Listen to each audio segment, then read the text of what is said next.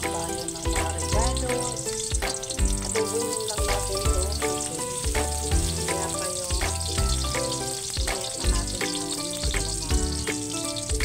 Saka, pwede yung lagyan ng diba, i-marinate yung cuttlefish kasi titigas po siya. Kailangan maglagay ka ng suka at soy sauce pagka naisang lang mayo na ilagay mo na yung ating cuttlefish. Mabilis lang po siya maluluto.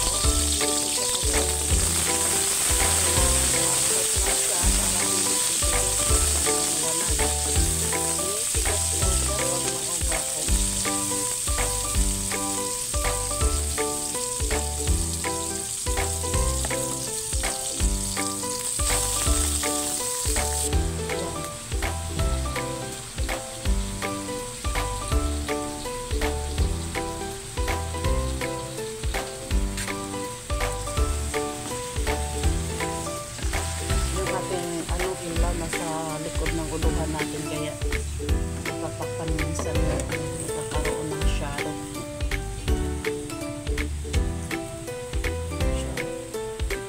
Nakaka-shadow siya guys.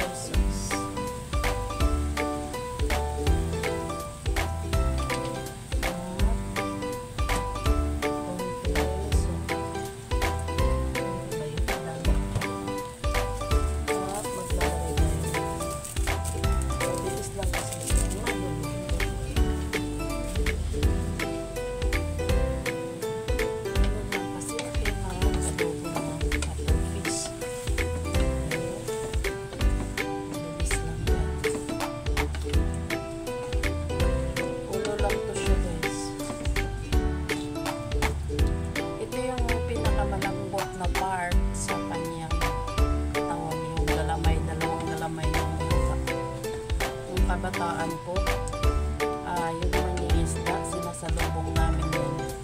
Pag may huli silang cuttlefish, hinihingi namin yung bibig at saka yung galamay na dalawa. Yung ganito. Iniihaw namin yan. Yan.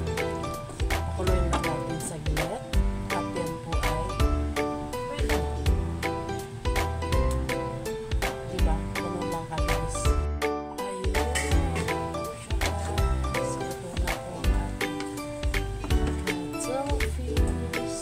Pubutan tawag namin sa probinsya nito. Lagyan lang natin ng konting oyster. Parang malinan lang.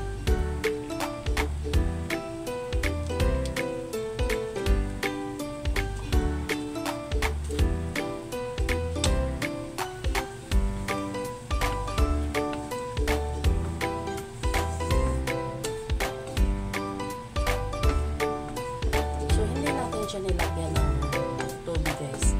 Kasi yung katawan niya ay matubig na yan.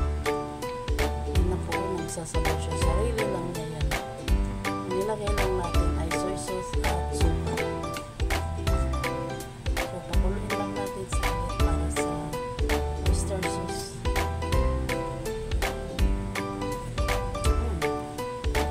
Solve na po. Masarap na po siya.